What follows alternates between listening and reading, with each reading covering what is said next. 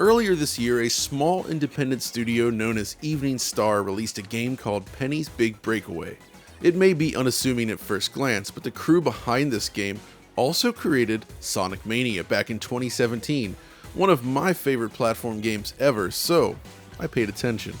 While I covered the game on DF earlier this year, the approach that Evening Star took in building this game is so unusual, unorthodox, and frankly hardcore that I had to know more.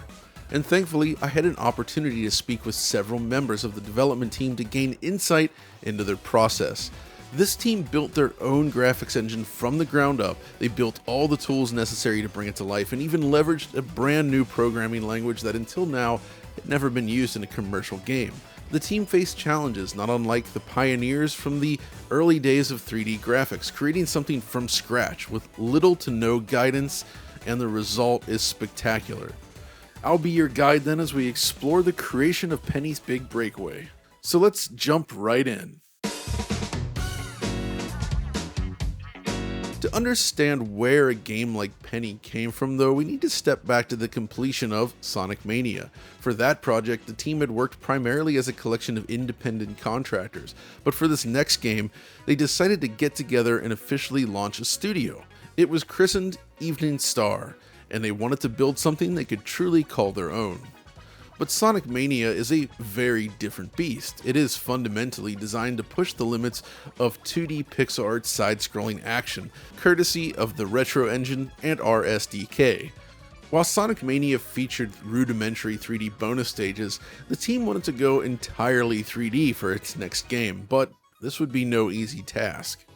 Having shipped Sonic Mania with RSDK version 5, in my mind was basically what's the next level of technological ambition that I can execute personally. Sonic Mania was pretty much the culmination of that decade of pixel art that I'd been working on. In the back of my mind, I'd always had this dream of making a 3D game. And, given the way Sonic is, Sonic has, Sonic Team with their strong 3D brand. And so for us, if we were going to make a 3D game, it was going to have to be something different to Sonic. Before we started Evening Star, Hunter and I basically immediately started on the next iteration of RSDK, as it's kind of known now as like the first iteration of Star Engine. And the goal of Star Engine was basically to take our design ethos, which was, we value minimalism and, just a nice lean code base that is easy to work with. And, when we were investigating options for 3D, we did do our due diligence and, check out 3D engines. And I think we just couldn't really find something that fit our design philosophy. We very much are into full stack development. At the time when we founded the company, we added up the amount of time it would take to kind of get through the boilerplate of starting a 3D engine versus, how it would be nice to actually have full control. Perhaps it was a bit crazy, but, we just took the plunge and then started in earnest in 2018. Once Penny's Big Breakaway kicked off in 2021, we basically had an engine base to build from. We'd invested a lot of time in working out how to construct levels in 3D. And we basically felt confident enough to where we could actually develop a 3D game. And so it was. Early on, the team decided to focus on a 3D style game, but what would it look and play like? How the heck did they come up with the yo-yo mechanic? And what about the general aesthetic? Whenever you're trying to figure out how to pitch a game or which direction you want to take, you have to take into account what people expect from you, justifying why someone should fund that project. And so for us, we just came off of the heels of Sonic Mania, and that was a very elegant pixel art style, very high speed, action oriented platformer game. And so we had to come up with some kind of concept that had a common thread with Sonic Mania.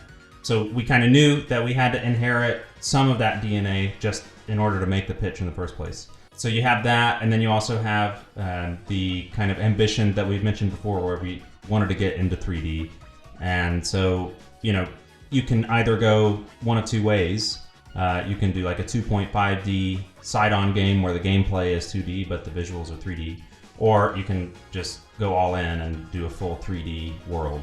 We are the going all in type of people, and so we decided to do a 3D game, and so we already have these kind of 2 bullet points. It has to have common DNA with Sonic Mania, and it also has to be full 3D.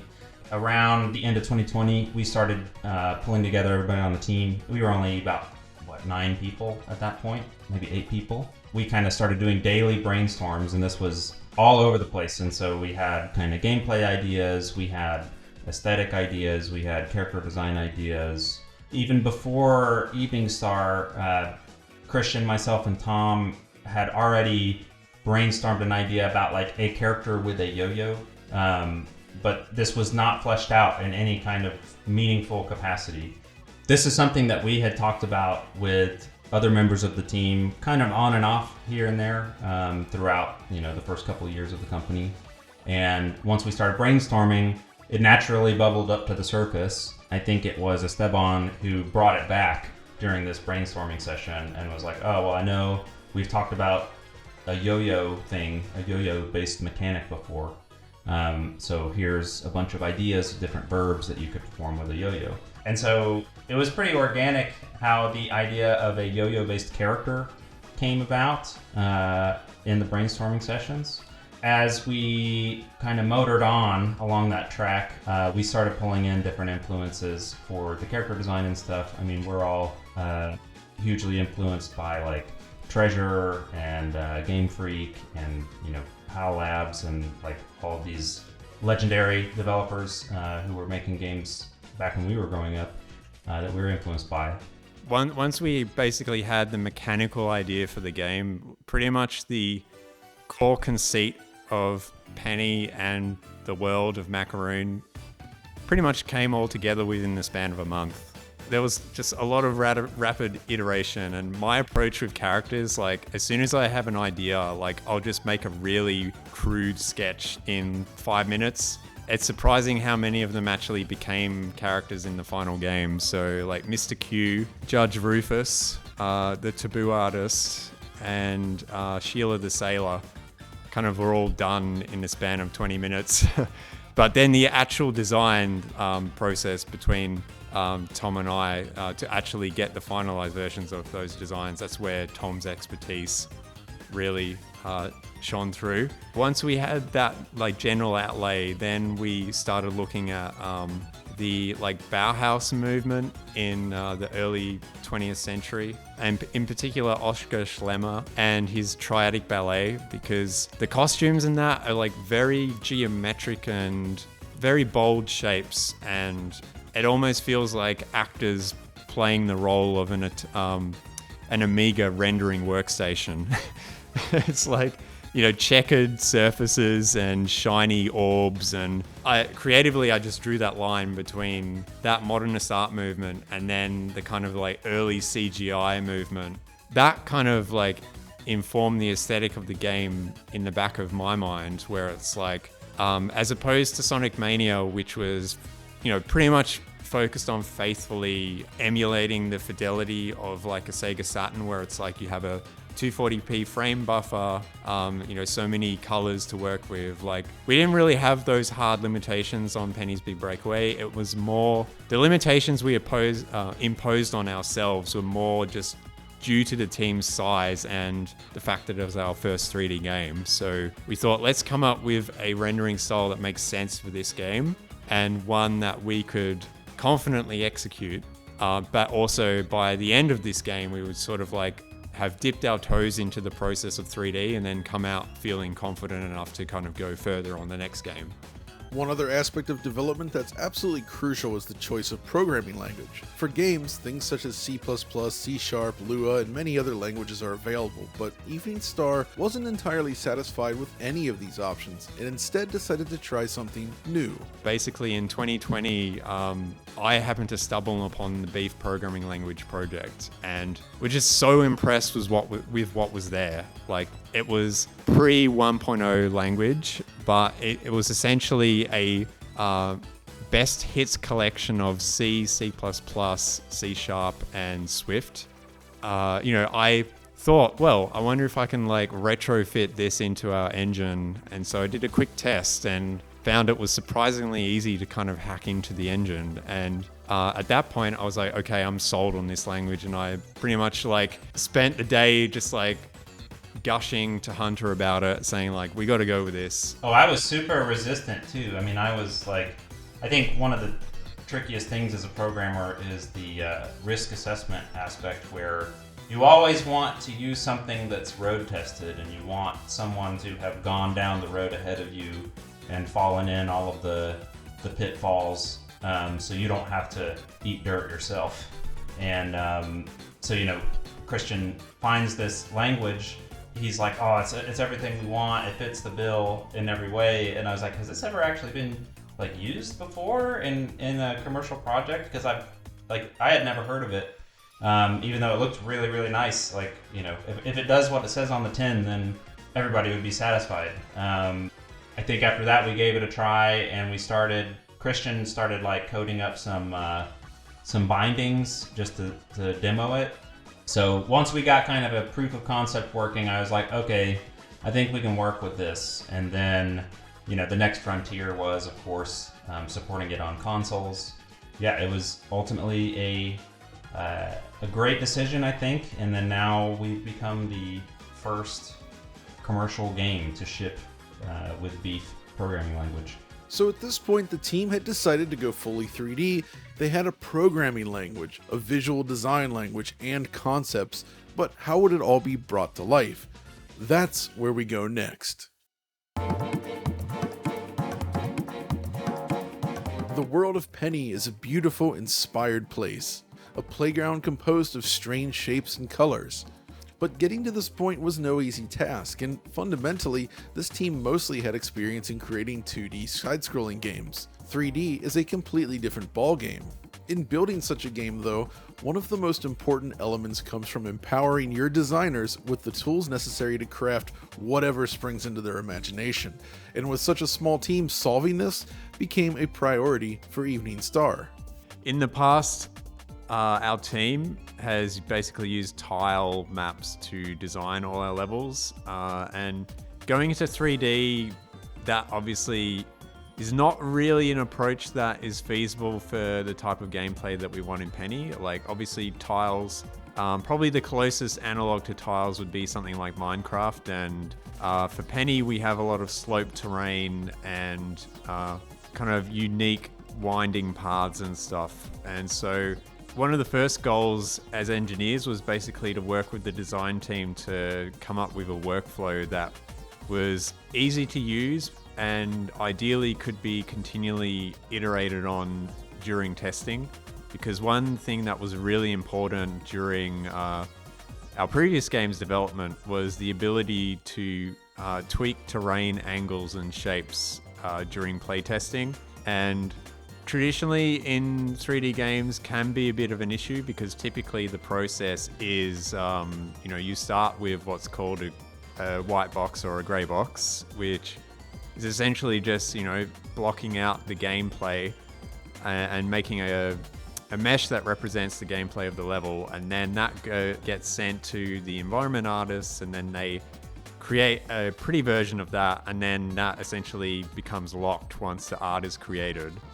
And we didn't want a workflow that would result in locking, relatively early on in gameplay. So for us, it was really important to have a level design tool set that could continually update the art according to the needs of the terrain. We actually built a little test environment that had every kind of conceivable combination of those various ramps and things. And we started kind of maybe the first quarter of game development with these sets of tools.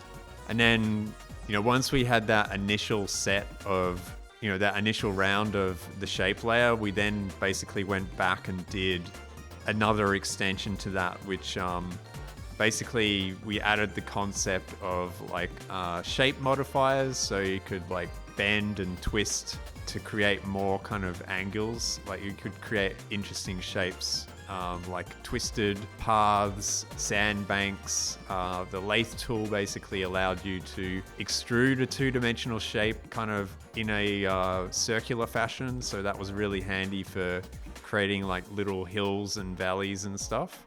We basically got more tools as the project like went along. So Vanilla Town 2 was actually the layout that was in the prototype and was adapted to the second Vanilla Town level like as we entered production. And so I think an interesting thing with that level is you can see for most of it, like through iteration, we added like lake curves and slopes and other bits of unique terrain, but otherwise it's very strictly 2D extruded shapes. And that's why it looks the way it does. Vanilla Town in general kind of has that vibe to it because of that. Where we were at in production, and so that's where Tom like really leaned into a kind of more of the stiff look that it has compared to some of the other levels with the like construction kit and stuff. And then as we got more tools, we were able to add like grass that had more hills and stuff like that. So yeah, that was the other thing was like Zafara was really the level that taught us as a team like taught us what extra tools that we needed to actually pull the game off, because Vanilla Town, being a more kind of city styled level, like that worked pretty well with the initial set of shapes that we could create. And then it was just a few things like, some of the grass patches that we were able to go back and improve later on. But then when we did an initial pass of the Zafara levels, and we weren't really happy with how like conveying the sense of being in a desert with the shapes we had at that moment. And so that's really what kind of set us on this path of kind of adding the additional modifiers, which are somewhat inspired by my experience with 3D Studio Max back in the day, because they had like the concept of modifiers and like a modifier stack. So let me try to summarize a bit. So as Christian noted, the game's maps were designed while the tools were still being created. But every level basically consists of various shapes that you can create within the editor. Details come later, which we'll get into in another chapter. Problem is, early on, the full suite of shapes was not available. It was the desert stage then that really helped them solve these problems, integrating all sorts of features into the editor, allowing for more complex shapes to be crafted. They were able to then roll this back into some of the Vanilla Town levels, which were the first created for the game. However, obviously, this is just the raw layout for the gameplay itself, without any sort of decorations, texture, or detail. Therefore, it lacks the visual splendor of the final game. So our next part is going to explore how the artists actually create those details. So let's go. Now, one of the things I've always loved about Sonic's side-scrolling games is the unique selection of props and objects scattered about each stage. Like pipes, flowers, and all the details you see in that very first stage of Sonic CD, for instance. It's extremely memorable. Penny's Big Breakaway manages to do something very similar, but this time in fully 3D. Everything is completely stylized and colored in such a way that it feels almost imbued with the creativity of a 2D pixel art game, yet rendered in 3D. How this was achieved is very interesting and kind of comes down to something they call the gradient shader. So whenever we start out on a project, what I like to do is to sit down with the technical leads on the project, so Hunter and Christian, and establish with them what it is they would like to achieve with the technology, what kind of goals they're wanting to hit there, basically. Because I'm very interested in the relationship between art and technology and how they inform one another. So with Penny, obviously it was our first fully 3D title. It was also something where we had been building up the gradient shader as a means to create this unique rendering. Sort of the way we saw it was like kind of taking like that classic like airbrushed art look and animating it in real time, essentially. When we first started the project, we were playing around with this idea of the gradient shader, and we had a lot of really great key art to work from. And I really wanted to build tools that allowed the artists to create these things in a very what you see is what you get sort of way. Especially in games, because you're working through so many different pieces of software, there's a lot of ambiguity from what you're creating to what it's going to look like when it's finally in game. So, of course, like the first thing we had to set out to do was build like an importer exporter that would get information in and out of Maya and our different tools and back into our SDK. But the real big thing was creating this gradient shader, which is kind of, it happens in a couple of parts. The first part is a actual like shader plugin for Maya that renders pixels on screen that will look pretty close to what they look like in engine. It's using a lot of the same shader code, or adapting a lot of the same shader code, and we got pretty close on getting sort of parity between the two.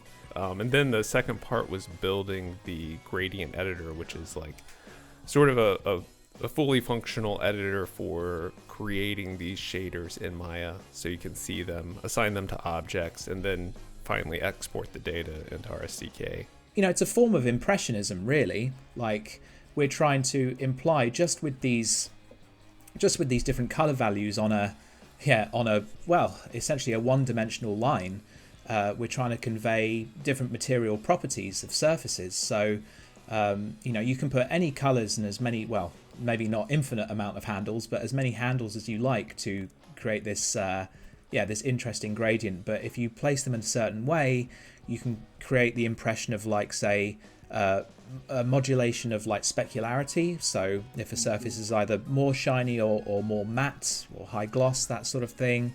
And then it gets even more interesting when you try to imply things like reflectivity. So that's when you really get into that that sort of mindset of how the airbrush artists of yore used to do things for like advertising, that sort of thing, that classic, like if you wanted like a nice chrome finish on an object or whatever, like you get that nice kind of sharp horizon.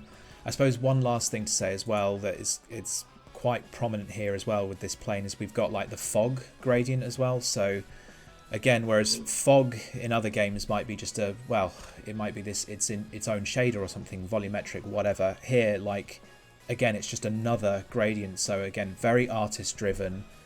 We're not just limited to like that one value that you just fade in like solid over distance. Right. It's just an entirely its own gradient. So again, a wealth of effects are opened up to us for what we want to achieve. It's not literally that we're making fog. It's about what do we want things to look like in the distance. Do we want to give the impression that it's it's the time of day is twilight, or it's broad daylight? Do we want to give the impression that there is maybe some kind of fog there, or do we just want to just make things feel more lively in the distance? Like with Vanilla Town, the colors don't really get more washed out. They sort of become more saturated and richer, but the contrast curve is reduced so that you do still have a sense of depth. So again, it's not really relating to anything that you would see in real life, but it still serves that purpose of separating foreground from background and hopefully in the heat of the moment making things easy to read for the player as well.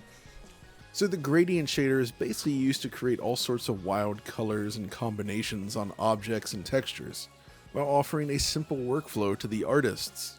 But another important element with a game like this is the animation. One of the early things that we discussed in tandem with the gradient shader was to make sure that the animation really sung, and that it actually, by contrast, is quite loose and sort of free form. And so that meant really leaning into the principles of like the golden era of Western animation. So like squash and stretch, staging, weight, all of that good stuff. And part of that endeavor was making sure that we chose a software package that could enable us to get this stuff on its feet relatively quickly. And so our senior artist Remy Benoit, he recommended a package called Akitsu, which is a very artist friendly package that actually makes it very easy to rig characters quickly, and then just it's just the whole interface basically.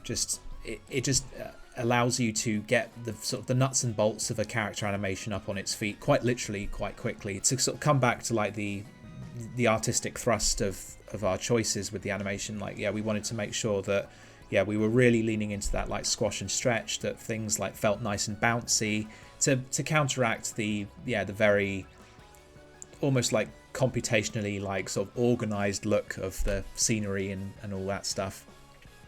And obviously with Penny in particular, with her design, I wanted to make sure that she had lots of elements that could kind of like create like drag and sort of bounce and that kind of thing. So like her hat, it's got like those two long wings, which are meant to give a sense of her being like aerodynamic, because she spends a lot of time in the air, but also when she's like running about and stuff, you see like those hat flaps like bouncing around everywhere, and they kind of almost appear like they have physics, but everything's completely baked, everything's artist driven, and her hair bangs as well, doing the same thing. But yeah, like even like her limbs, they can like stretch a little bit, and like when she's doing certain like baked animations with Yo-Yo, again like Yo-Yo itself will like squash and stretch as well. And it almost like, what I really like with that actually is that we don't use any like per pixel motion blur or anything like that, but actually with certain smears, like when she moves her arms very quickly, we'll just simply do like a scale on the bone just to like stretch like that particular element like in the direction that it's being smeared. And it actually does, as is the intention with smearing in 2D animation, it does give an impression of motion blur actually in the heat of the moment, which is really, really cool. So again, it's just another thing where we sort of had these strict limitations, and then it's like, okay, well, how do we innovate within those limitations to make something that feels fuller and richer? And this is the result. It's just even the most mundane actions, I just wanted to make sure that they had like tons of feedback. Basically, I want for these actions to feel good. Just, it's like, like Penny is like a toy in herself, really, and I want I want the player to be able to just experiment and play and just have fun and see what crazy poses she might strike, basically. And that applies to things like her. She's got like an eight different yo-yo throw animations as well, like for like each of the cardinal directions. Interestingly, there are many use cases where both animation and the gradient shader combine to bring certain characters and creatures to life.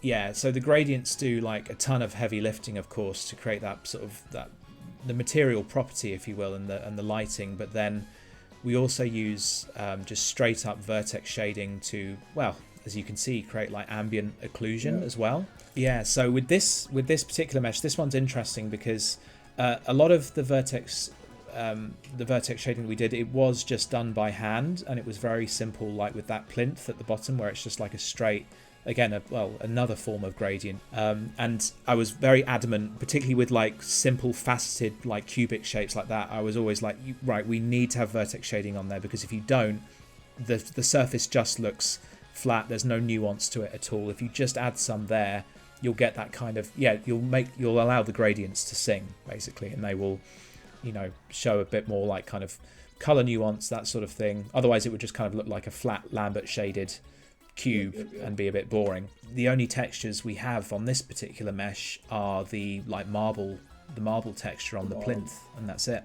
So again, we've got we're making use of an ambience texture there as well on the water, which we then would, again, very typical old school, just scroll the UVs, and then you get the impression of the flowing water. Very, very simple. And the gradient, I mean, you can see it's pretty wild there. It's sort of got all sorts of colors going on. Again, just trying to create that impression of like sort of the water, reflecting the world, but also kind of like refracting what's behind it as well. And that's really just a small taste. Tom continued to share other objects such as this device here, but the same principles are applied across the board, leading to very colorful yet stylized and beautifully animated scenery and characters.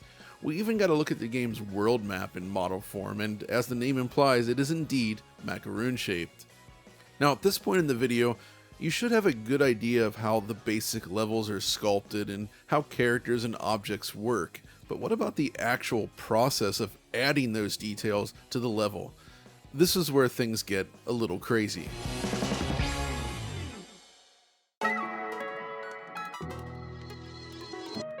Procedural generation is nothing new in the gaming space. It's a form of automation based on parameters defined by the programmers. But the way it's used in Penny allows for such an impressive level of flexibility that directly translates into more time for designing levels and polishing them. To understand it, look at this visualization. It gives you this idea as the game transitions from the basic shape layer to a complete level before your eyes. All these details are added procedurally, yet they almost look hand-placed. So how the heck does this work? In sort of an effort to make the process of decorating these levels easier and give the designers a lot of control over how these levels look towards the end, we kind of came up with a system that we call Proc Gen. And it starts with the designers pinning metadata onto levels that kind of dictate where decorations will go and how things will look. And then this data is sort of piped into Maya, and a bunch of scripts are used to generate decoration and output sort of the final look of the level. So the metadata kind of comes in three flavors. There's edge data, face data, and then shape data. And each of them have a different sort of like effect inside of the Proc Gen world. The edge data typically is kind of, you can think of it like trim in a room, where these trim assets are sort of pasted along the edges of things. Shape data will replace a shape outright with a different asset, and then face data will just do sort of UV mapping and apply shaders and stuff to those shapes or those faces. So once the level is ready for Proc Gen, it is exported out of our SDK into what we call an intermediate file, which is just sort of a list of triangles and metadata for each of those. And then it's imported into Maya using sort of custom set of tools that we created. And those tools then import assets and load up a bunch of custom scripts for each of these individual styles. So like, for instance, Vanilla Town has a window style, a ridge edge style, door style, so on and so forth. And each of those has an asset that comes with them. Every one of these worlds kind of started as a piece of key art. We had some really beautiful like 2D key art made that kind of captures what we want each of the worlds to look like. And then from there, we kind of had to sit down and, I sat down with Brad, and we had to basically like look at this key art and say, okay, what are the different styles that are going to end up being metadata for each of these worlds? Like, you can look at the key art and say, oh, well, there's a door, so we're going to need doors. There's windows. There's these different kinds of faces, these different kinds of edges. And we had to identify each of the sort of the pieces of metadata that could be painted, which also meant assets that would have to be made, and then scripts that I would have to write. Because, so yeah, we had to like pick out like, the girders, the windows, there's the ivy on the walls, there's sort of that chevron, what we call the shingle face style, the orange wall, the blue wall. Each of these ended up being like a different piece of metadata that could be painted, and then also a different asset and a different script that could generate these shapes. And the fun thing is we, added a bit of randomness into these scripts. Since it is all generative, we could kind of do like deterministic randomness to like make the flowers on the ivy randomized, randomize those little pill shapes on the walls into different places and stuff like that, which really like breaks things up and kind of gives it a more, a little more life, and make it a little less clinical when it's generated. When it comes to the Proc Gen system, when everything was described to me initially, I had absolutely no vision of how that would play out. It sounded very foreign to me at first, but given my history with everyone on the team, they always say, we're going to do this. And even if I don't quite understand it at first, I trust their judgment. And once the first integration of the Proctor system went in, everything clicked like immediately for me. So yeah, this is just an edge style. So like the designers just had to paint these edges to say like add a bookshelf here. And if you look, they're randomized. So every one of them is different. So they, kind of break it up. It doesn't seem like a stamp being used, because your eye can't pick up on the repetition. And it was super simple. Same with the bookshelves too. They were all, Yes, this is all the artists had to make. So they did not have to go through and place all these bookcases and individually place all these books. It's just this. And so it's very similar to Tom handing me a 2D pixel art, set, and then place all that stuff. And as Brandon said, like all the books in there are like randomized, and I just like thought back to having to do a lot of levels in 2D where you're just putting in all the decor. Like that took forever. To just manually, like Metallic Madness and Mania, it's like turquoise wall. It's very simple, just paint that in there. But once you get all the lights and the bits hanging off, like I think that just took me 3 days straight nonstop for like one of those levels, just to put in all the decor here. And so to have like all the decor just plopped in, such a humongous time saver. If you can flip over to the shape, you can see like the shape that is the designers created. They just created that. Just a square. And then basically the Proc Gen system like measures the size of each of these shapes. It finds what I call the contiguous faces, which are like sections of faces that more or less have the same normal, and breaks it all up. The main benefit of this system is that the designers were able to continue to modify levels until late in development. After making a change, they simply run the procedural generation tool again, and you end up with a new iteration of that stage. But they did encounter many challenges along the way, and one of them I found pretty interesting. How does the procedural generation system deal with corners and edges where two styles meet? We started running into the problem where you start to have two different trims that meet, or three pieces of trim that all are a different style.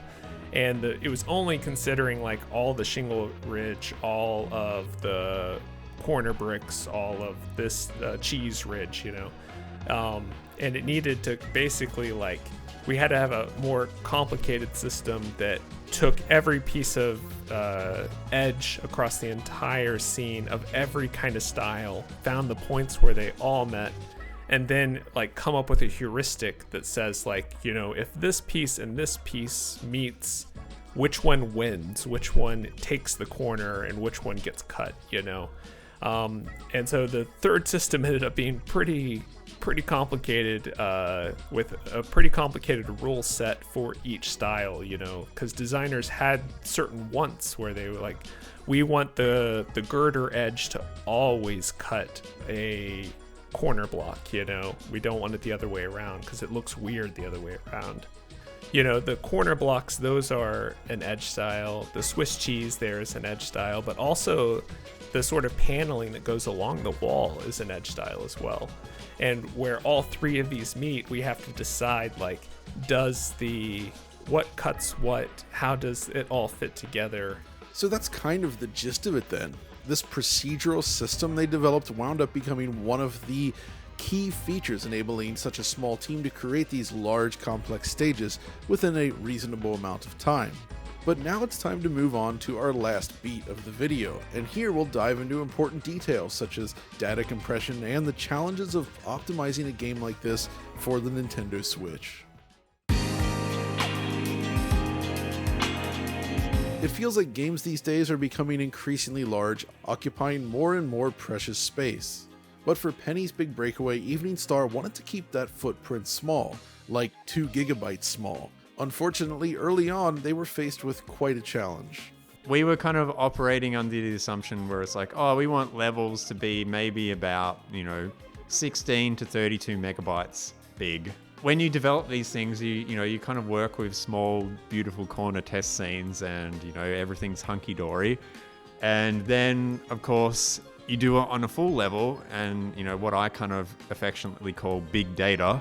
But, it's it comes out of Maya and it's 900 megabytes. And it's we have like 40 plus levels in the game, and I'm like, that's just going to be way too big for what we were hoping for. We wanted it to be under 2 gigs, and luckily it's like that was without any compression, and like the IGO file is just all the raw triangles. There's no partitioning or anything, and so basically, yeah, I just had to come up with a scheme that does several things. So, you have the obvious things of like deduplicating vertices with the same attributes and stuff, but then you also want to kind of split up the triangles according to visibility. So, it builds like a BVH structure for all the visible triangles, and then also a separate BVH structure for the collision triangles.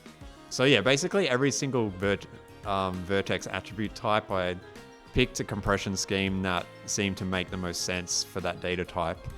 Yeah, so now we basically hit our target. So, a level's about 32 megabytes, maybe a little bit more on the larger ones, but... So that was one problem solved, but then there's also the question of shadows and lighting.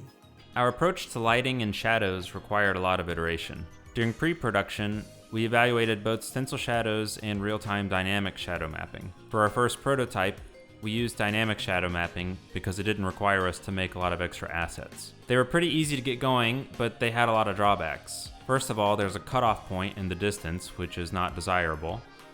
There's also a hard limit of shadow resolution in the map, so you get jaggies around the edge of the shadows.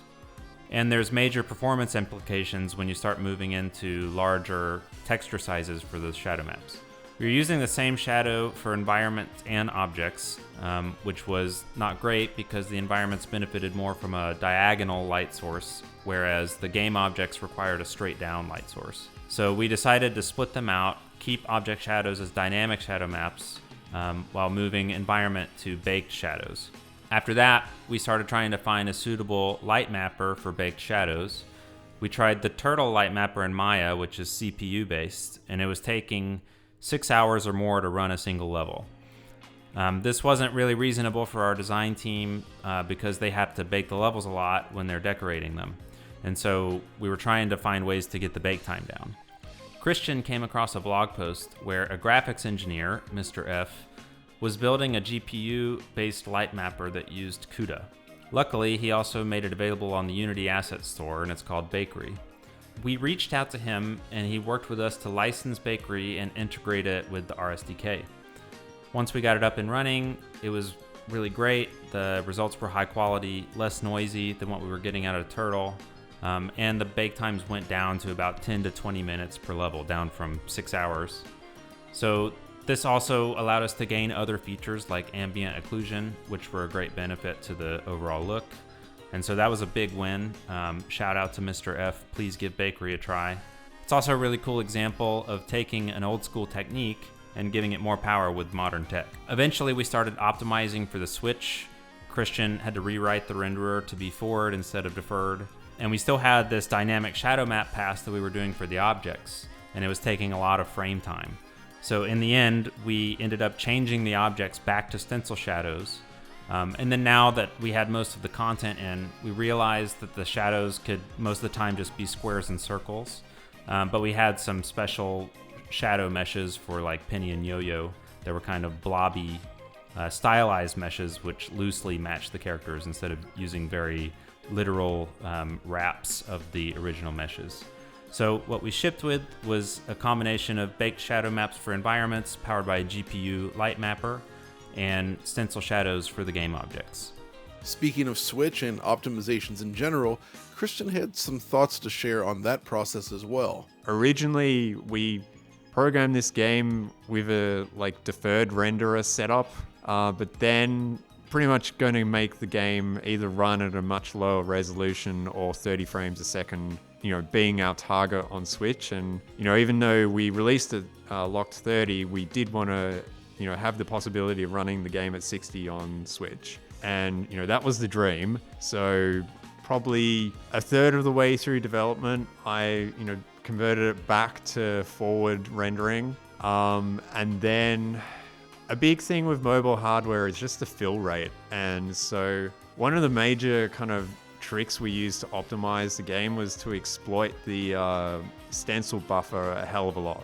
And so basically, anytime you can use the stencils to mask out pixels that you don't need to render, like that's a huge win. And so like some examples are, so when we like render the skybox, because that's behind the depth of field, like we can render that at a quarter of the resolution. But then that means copying it to the screen again, and blending it with the terrain, because we wanted a nice kind of Sonic R-esque fade in with translucency instead of like, fog or something ugly.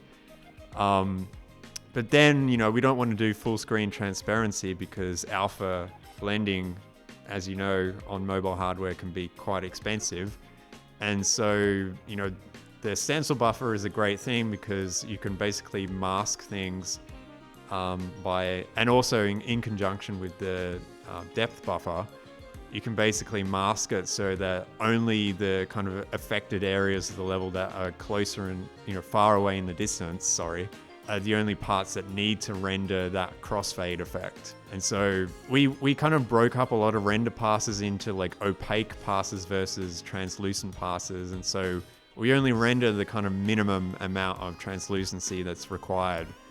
And so on the Switch, we actually do pretty well. Like we were able to optimize the fill rate.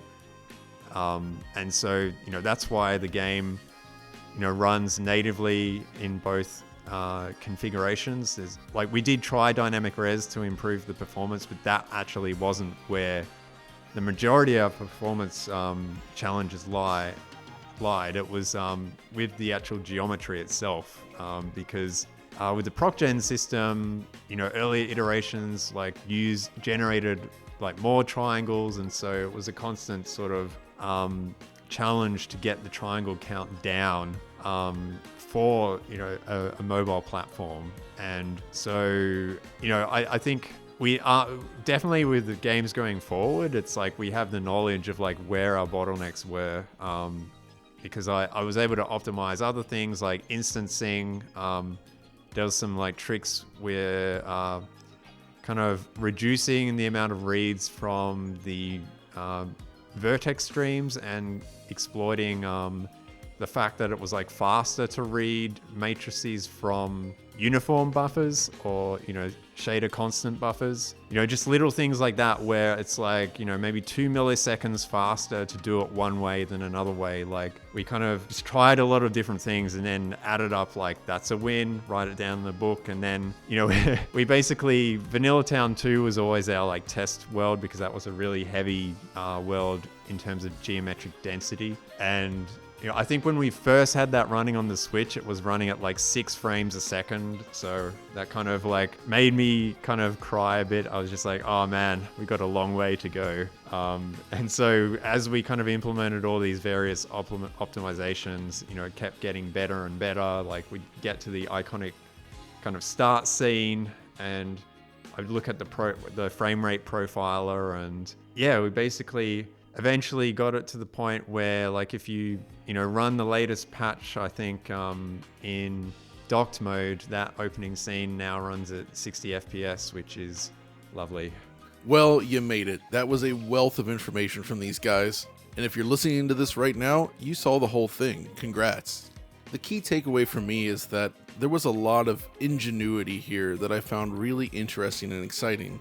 They basically had to solve problems that were long considered solved for themselves. They essentially had to go through the same painful process that developers did back in 94, 95 when those new 3D consoles were first being released. The end result is a super tight, optimized, beautiful game. You even get 120 frames per second support on the newest machines. And hopefully if you made it this far in the video, you've gained a new appreciation for what it takes to make something like this in the first place. But that's gonna do it for this video, so I hope you enjoyed it, and we'll see you next time.